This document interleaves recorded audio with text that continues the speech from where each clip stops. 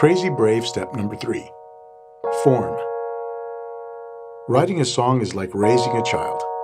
The spark of a new song idea, like sperm meeting egg, yearns for a parent to help guide its development. The sorrows and joys of your life shape a new life that forms beyond you to impress a world in ways that are unimaginable. The clay prayer.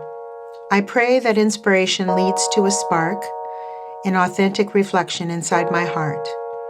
A process with clay in hand turns a forthright spinner's might. I pray that the heat from my hands will form a cup or a plate or a beautiful vase to behold and admire in enduring sight. 180 degrees is the turnabout that will covet my soul. I will relax in the velvet place, and then I will begin again. The pre-chorus, building song structure. You've spent some real time working a verse that you feel proud of, and maybe even a chorus that is sounding good and strong. When you play them together, however, there is a feeling, a small nudge in your gut, that tells you something is missing. The thing that might be missing is a short section called a pre-chorus. A pre-chorus functions as connective tissue between the two worlds of verse and chorus. In the midst of the writing process, when I feel this small nudge, I find myself frequently stepping back to take a panoramic look at what I've written so far. Much like a painter who takes a step away from his canvas to get a global view of his color blend, I may want to consider how my verse and chorus connect and how well the parts fit together. To decide whether I need a pre-chorus or not, my observation is primarily a question of form. Is the verse already too long? Will a pre-chorus enhance the chorus idea or not? Do I need an emotional stop just before the chorus to give the chorus theme more punch and clarity? What is the purpose of the pre-chorus? First, it is designed to give the listener a break, a momentary pause to consider the verse storyline. Second, it is designed as an element of surprise to support the first line of the chorus, helping us capture the feeling, the lyric, and the mood of the theme. Just as the musical introduction sets us up in anticipation of the opening verse, the pre-chorus does the same as we anticipate the payoff of the chorus's melodic, rhythmic, and lyrical theme. Think of this section as a dance between post-verse story and pre-chorus tension, a transitional element that brings us to a strong lyrical theme in the chorus. Most songs don't have pre-choruses built in, but when they are used at the right time and under the right circumstances, they add a great amount of punch and satisfaction for the listener. In a broader sense, a pre-chorus gives us a hope for something that has not yet been realized, seen, or heard. Have you ever had a gut feeling that something is coming up in your life, in anticipation of what is around the corner, a new change in the air, or perhaps an anticipated relief from a negative situation? That is the feeling a good pre-chorus delivers. Elements of the pre-chorus. Sometimes referred to as the climb, the setup, or the transitional bridge.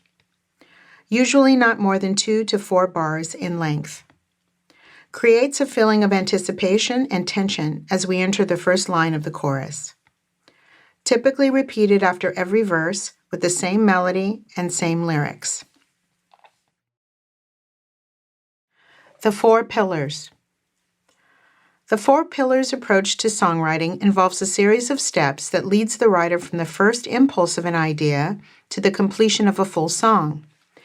Think of this process like the yellow brick road of songwriting, pointing you toward Oz and giving you a path to follow that will guide you along the way.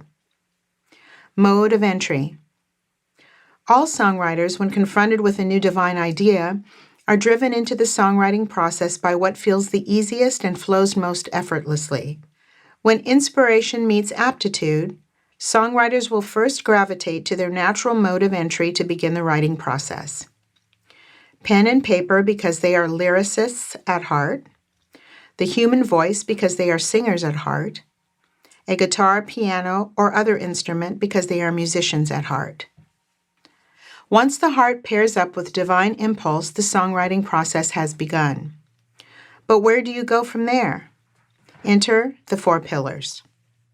The 4 pillars are based on the 4 foundational parts of all songs: melody, lyric, rhythm, and harmony.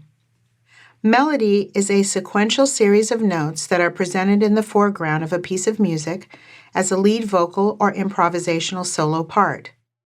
Melody lines can be heard over everything else and are normally broken down into recognizable, repeatable motifs or patterns. Lyrics are the words that are sung over musical parts of a song. Lyrics deepen the listener's understanding of story content, mood, and theme. Rhythm refers to alternating strong and weak pulse elements that regulate tempo and beat. Harmony is a collection of musical notes stacked in a vertical relationship to create a chord. Musicians use the word to describe the way notes are related to each other. When a songwriter is first inspired, he enters through his most familiar mode of entry, using his instrument, a guitar, a piano, his voice, a computer, or pen and paper. Then he begins to create music based on the core pillar that feels the easiest. As a singer-songwriter, I tend to use my singing voice as my mode of entry, although I play piano sometimes to help spark inspiration. And I am strongest at using my core pillar of melody to craft the beginning of most songs. You will find yourself returning to your own personal mode of entry and core pillar over and over as you hash out the beginning of a new song idea through the harmony of your keyboard, the melody of your voice, the rhythmic beats in your software program, or the lyrics in your journal. Outside of your mode of entry and core pillar, all songs will need to eventually have all four pillars present. If you are not able to create a song using all four pillars, you will need to find a way to add more pillars to the base of the music you create, or it will remain incomplete and unfinished. For example, if you feel strong enough in one of the pillars, but you are admittedly not good in any of the other three, then it might be wise to recognize the need for collaboration with someone who knows more than you in that area. Perhaps you might be willing to spend some time developing a skill by personally dedicating time to improve your knowledge in one or more of these essential pillars. Below are some examples of the four pillars process at work. The lyric writer scenario. Jimmy has never played an instrument in his life, but has always had a knack for words. He writes poems in his free time and is intrigued by the lyrics of his favorite songs, which he routinely downloads and studies. He naturally understands that lyrics have meter and are short in structure, and he starts to write in this vein, paying close attention to rhyme. After he writes a flow of lyrics that seem like they would make a great verse and chorus, he wonders what to do next. His dream is to write a song, but because he knows nothing about music, he decides he needs some help and calls a local musician friend to ask if he knows of any songwriters who might be up for collaboration. Jimmy's order of process is: mode of entry, lyric. Number 1 is lyric, is his core pillar. Number 2 is rhythm, he needs collaboration. Number 3, melody, needs collaboration. And number 4, harmony, needs collaboration. The vocalist scenario. Sherry loves to sing. Although she has sung in choirs most of her life and loves music deeply, she doesn't play an instrument and has never studied music. She found a music producer that she could work with and started a project. Her music producer encourages collaboration, but she has trouble coming up with lyrics and song concepts, although she feels confident about crafting new melody lines with her voice. She starts to study her favorite songs and reads everything she can get her hands on about how to build a great lyric. She feels confident about her singing chops and suspects that if she can develop some solid lyrical ideas, she can bring some real substance to the songwriting sessions with her new music producer. Sherry's process is mode of entry, voice. Number 1 is melody. That's her core pillar. Number 2, lyric. It's a developing skill. Number 3, rhythm. Needs collaboration. Number 4, harmony. Needs collaboration. The musician scenario. Linzel is a semi-professional guitar player. He sings, makes much of his living as a session player, and for many years was the lead singer in a successful tribute band. He tried song collaboration with some of his band members, but he was never proud of the songs. Somehow he always knew that if he wrote by himself, he might be able to produce some good original songs using his guitar, his singing voice, and his natural talent for harmony. Lindsell had always admired strong lyrics, but he was unsure of those he wrote. He's now decided to write his first album of original material, and he knows it's time to learn how to use lyrics to say what he means. He has come to a point in his life where he has a lot to say musically and is ready to try his hand at writing songs about his life experiences. He knows that finding the right producer will be key to building out his song ideas. Lindsell's process is mode of entry, guitar. Number 1 is harmony, core pillar but needs collaboration. Number 2, rhythm, core pillar. Number 3, melody, core pillar. Number 4, lyric, developing skill. This is why the answer to the most common of all songwriting questions, which came first, the lyric or the music, is a hard one to answer. The variety of possibilities is as unique as the songwriter writing the song. And of course, it all depends upon the songwriter's propensity for one of these 4 elements or a particular combination of them. Rarely do we find a competent songwriter who has an equal strength in all 4 areas.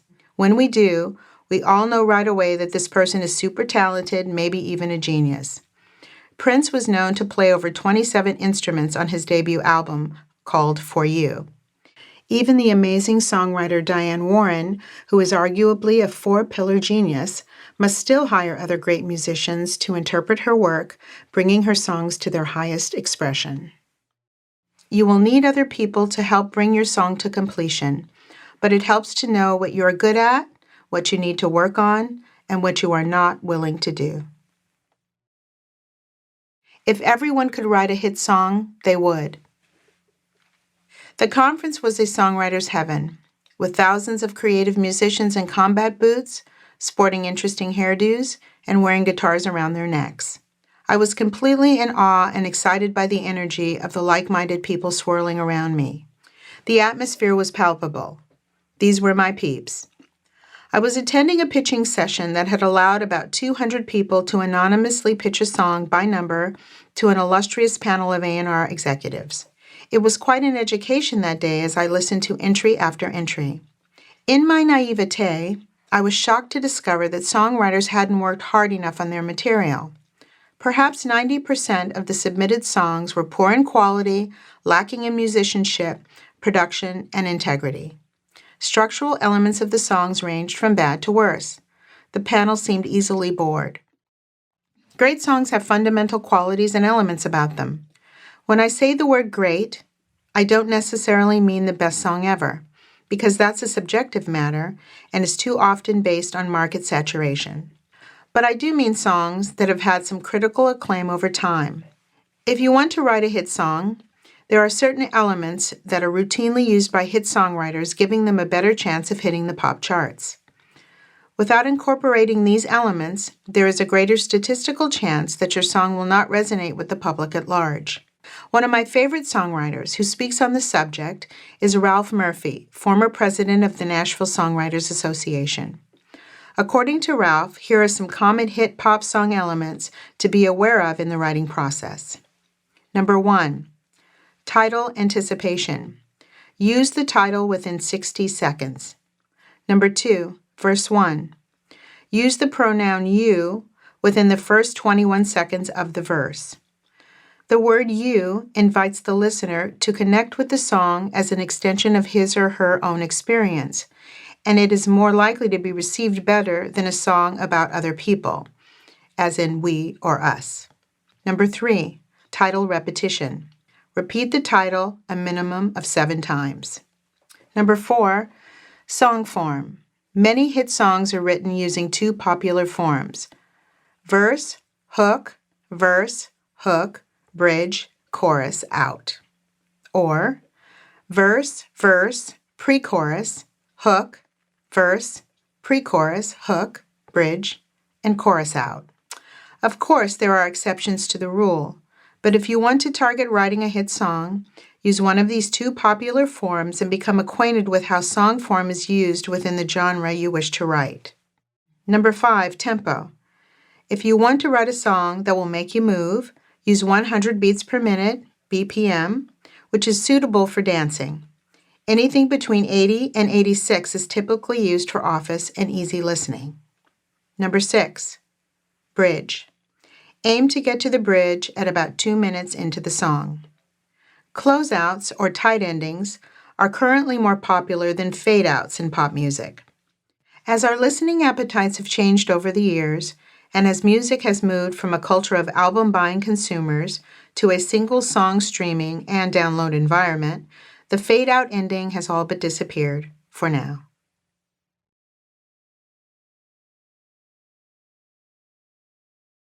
Song formulas and banana farmers. Song structure is like a bright yellow banana. Most of us will spend our whole lives eating delicious bananas, not realizing one cool fact about how they are formed.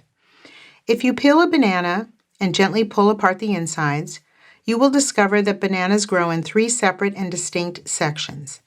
As a consumer of bananas, you might be interested in this little factoid, but for the most part, what you care most about is how a banana tastes, how you might use it in a recipe, and perhaps how to pick a ripe bunch when you go to the grocery store. Just like banana consumers, most people who listen to music don't care too much about how a song is put together. They think less about the form of a song and more about whether they like the music, or whether they can tap their feet to the beat, or whether the singer is super cool in a video. They might vaguely understand what a hook is or maybe what a verse does. But for the most part, they are consumers with specific musical appetites unrelated to the act of songwriting. Just like the successful banana farmer, the successful songwriter knows this little secret about how sections grow together and work to make the integrity of the song a seamless representation of the song being told. Song form gives necessary structure, and form is an essential part of the songwriter's toolbox.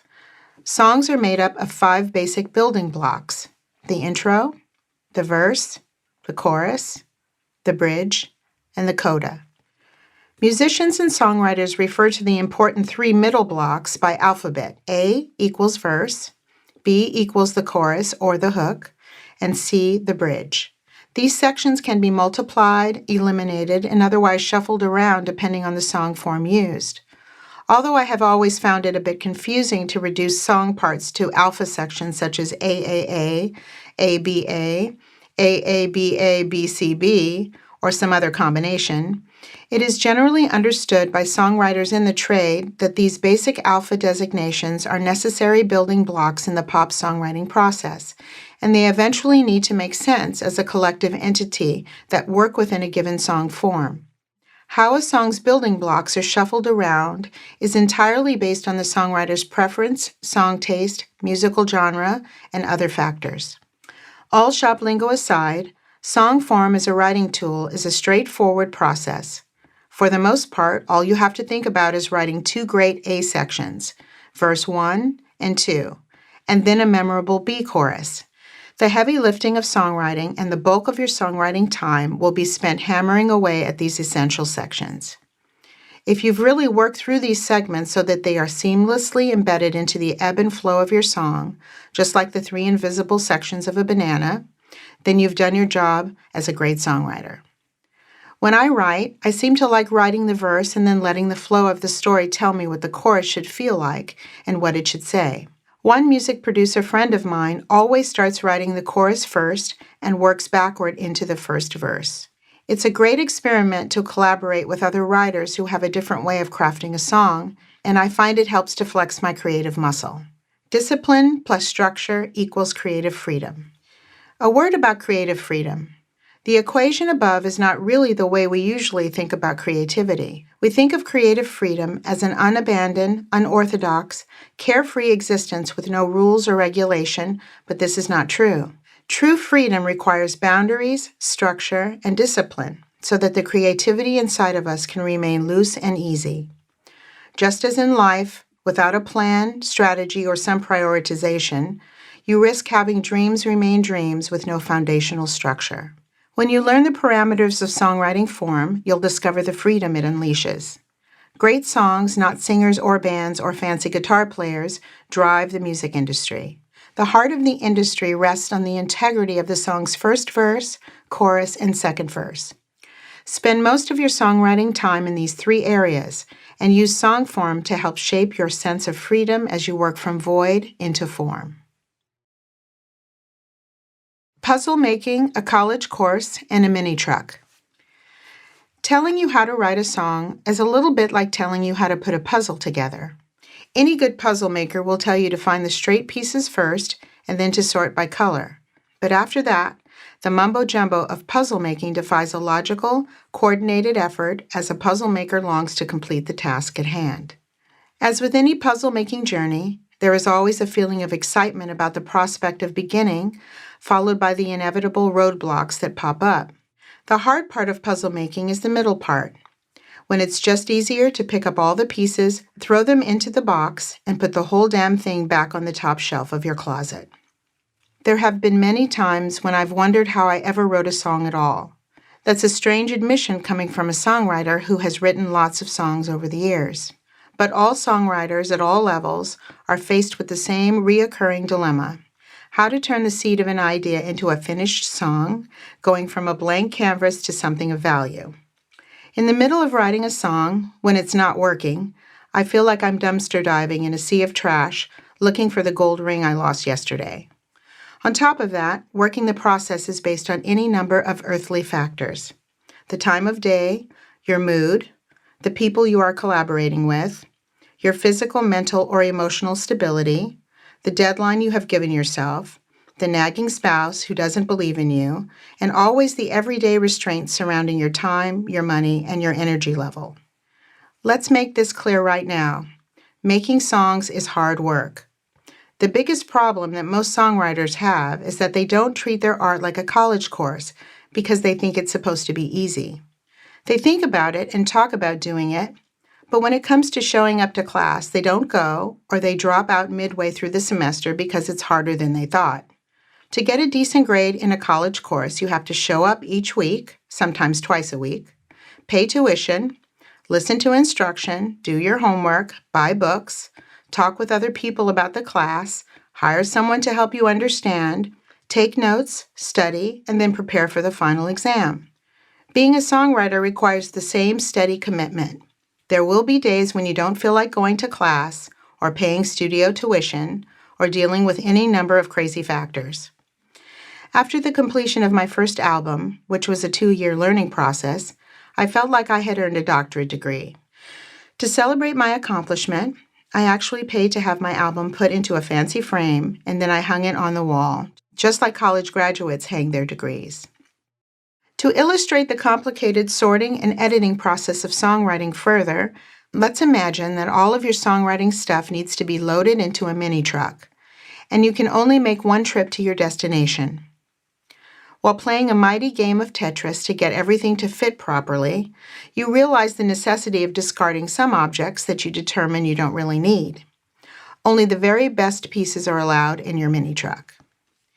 As storyline and melodies develop, you will instinctively know that some lyrics or ideas need to be left by the curbside because they feel redundant, boring, or otherwise don't seem to fit the intention of your story or the phrasing of your melodic lines.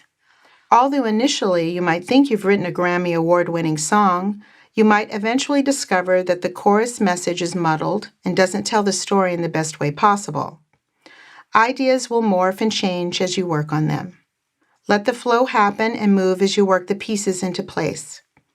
Writing consistently and often will help you develop an intuitive understanding of your own process, and over time, determining the worthy pieces that will go into your mini truck will become easier.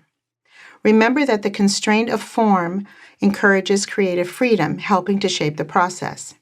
To give some perspective on the difficulty of songwriting, here's what a few famous songwriters have to say about the process. Katie Lang sometimes gets physically ill when she's working on lyrics. Janice Ian took 2 years to write the chorus to the song Jessie. As she told it, because I had a first verse and I had no chorus for the longest time. Then I had the second verse and no chorus, and then I had half the chorus and the third verse. Billy Joel considers himself to be an inept pianist, a bad singer, and a merely competent songwriter.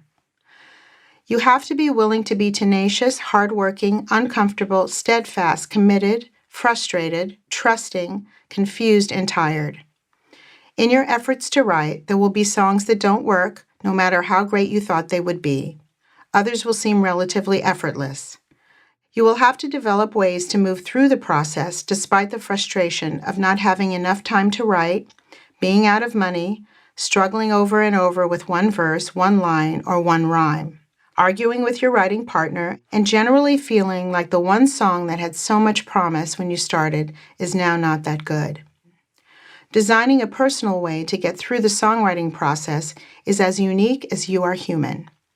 Start with your desire to write and go from there. Put the straight pieces together first. Write down a syllabus outlining your course assignments by doing some calendaring and real-life planning.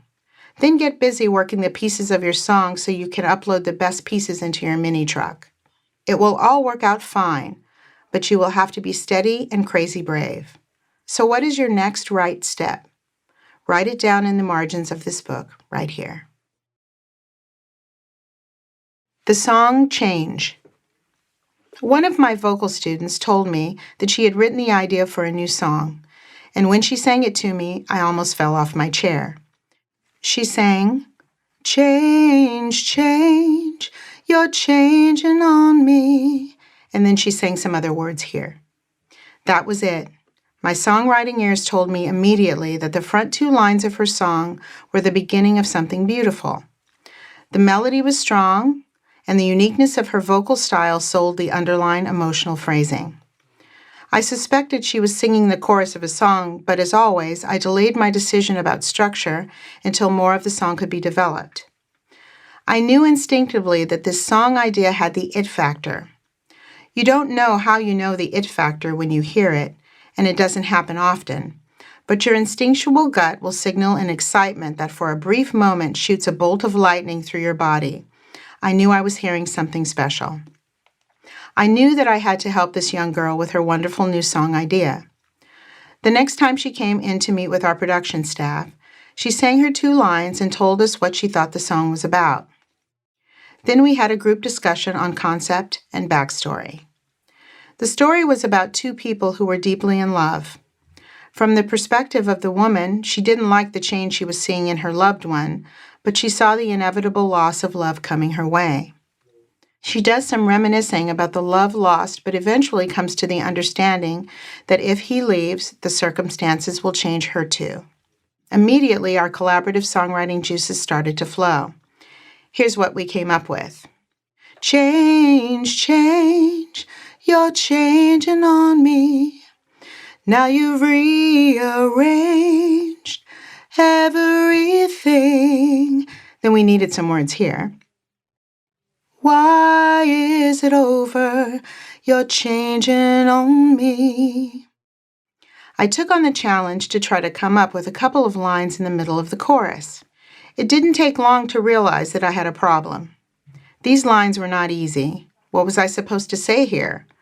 What worked with the rest of the lyric already written? For days, I stared at the wall and sang it in the car, while cooking dinner, while in the shower, and while watching commercials on TV. I eventually came up with a few lackluster lines that seemed to work, although I wasn't convinced they were the best. Those lines are okay, but they could be better, agreed my talented music producer husband. Really, I said? Well, what would you come up with? I'm fresh out of ideas. We turned our chairs back to back, and the room went silent as we worked independently to come up with two lines that would fit the melody. My husband and I write songs a lot as a songwriting duo, and our unspoken agreement is that we will always fight for the song first and consider our egos second. Despite our egos, what is best for the song is best for the song. We had been known to become like seasoned defense lawyers in the courtroom, going head-to-head to prove our case with a cool calmness and steadfast determination. When we were ready, we both shared our thoughts. After some unsuccessful back and forth, we put down our papers and pencils and had a discussion about what the song really meant. We knew that the girl in the song was sad because her lover had changed his ways and had begun pulling his love away from her. We suspected that either he had changed for the better, or maybe she had failed to change along with him. Out of frustration, my husband said, "Well, what good is a love song if we can't get the lines right?" And there it was, a brand new idea to consider. I call this a flare, a moment of grace that offers a new perspective. After reworking the concept of this new thought, here's what we came up with. Change, change, you're changing on me. Now you've rearranged everything. What good is a love song if the words don't agree? Why is it over? You're changing on me. When you are writing, search for the lyrical line that works optimally and don't settle for mediocrity or an easy grab. Try to remember that frustration is part of the playing ground, and it's generally a good emotion, not a bad one. It tells you that you are close to flipping the script to the other side and discovering something new. But you have to be willing to stay with it and to not abandon the effort when it gets too hard. As frustrating as it can be, the final product will be worth the time you put in, and your quiet, steady, contemplative effort will give you an edge over your competition. The Big Payoff. Many moons ago, as a novice songwriter with dreams of writing great songs, I attended yet another songwriters conference in Los Angeles. One of the breakout sessions involved submitting your music for review to a panel of 4 impressive music supervisors and A&R people. In a packed room full of eager songwriters, one by one the host would draw a number and pop the corresponding music into the music player. Anonymously, when your number was called, they would play your music in a room full of other wide-eyed dreamers. The panelists would then start to pick apart why a song was either good or bad. What they listened for first was the intro. If it went more than 2 bars, they would lose interest fast and start looking down at their papers. If the intro was agreeable enough, they would start to evaluate the contents of the verse. If they heard a weak verse that wandered on without a strong storyline or poor musical production, they would sometimes never get to the chorus at all, but instead would turn the music off and move on to the next submission.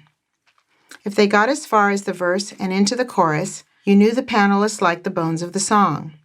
Then the good part came. They would tell the audience why they liked the song and ask the writers to identify themselves, and a big applause would fill the room. If the song was lacking in any way, which was mostly the case, they would toss the tracks into a big I don't think so bucket and rail unmercifully as to why the song wasn't usable for professionals in the industry. I learned a lot that day. What I remembered most was a comment from one of the AR panelists. He talked about listening for the big payoff, that spot at the top of the chorus just behind the verse where the best songs go to live or die miserably. He described the big payoff as a critical part of a song because the audience would hear the chorus over and over again before it was done. He listened for a lift, an opportunity to hear and feel a fresh perspective that was either communicated by any number of factors: musical production, lyrical power, or melodic interest. He told the group that he was listening for the songwriter to take him on a magical carpet ride at the end of the verse that would lift him up into a solid melodic chorus. According to the panel, the big payoff was a big deal for A&R people sifting through an onslaught of submission material from songwriters. For them, it could make or break a song. As music has changed over time and melodic music has become less popular, the concept of a strong payoff still holds true. If you are a writer who likes to write choruses first, try walking yourself back from the start of the chorus and imagine what it would feel like to anticipate the first note or two of your chorus. If you have a strong verse and are working on a chorus idea, think about the concept of a payoff as you build toward the central theme of your chorus. Sometimes a strong pre-chorus will do the trick of anticipation, but at other times there may be something musical you want to write to bring us into that brilliant chorus that you've written. Writing songs for yourself. When you are writing a song, you must pay close attention to your motivation. Do you want to write songs to be famous, to work out a personal problem, to make someone cry, or to tell a story about a political issue that means a lot to you? What you write about will resonate outward to those who will eventually hear it. There was a young woman who came to our studio with a song in her heart. In her daily job, she worked as a hospice nurse, and witnessed family entanglements and all the complications that came along with end-of-life issues. She wanted to write a song as a meditation for her clients to help soothe them as they rested during the day. Before contacting us, she had worked with other music producers who were bent on locking her song into a pop song form, creating verses, bridges, and instrumental segments. She was highly unsatisfied with the final results. When our producers began asking the deeper questions, it was apparent that the real healing she sought was personal too, although she had a hard time explaining exactly what she was looking for. The song began as a 3-minute piece and ended up a full 12 minutes long as she poured out her vocals into a meditative piece.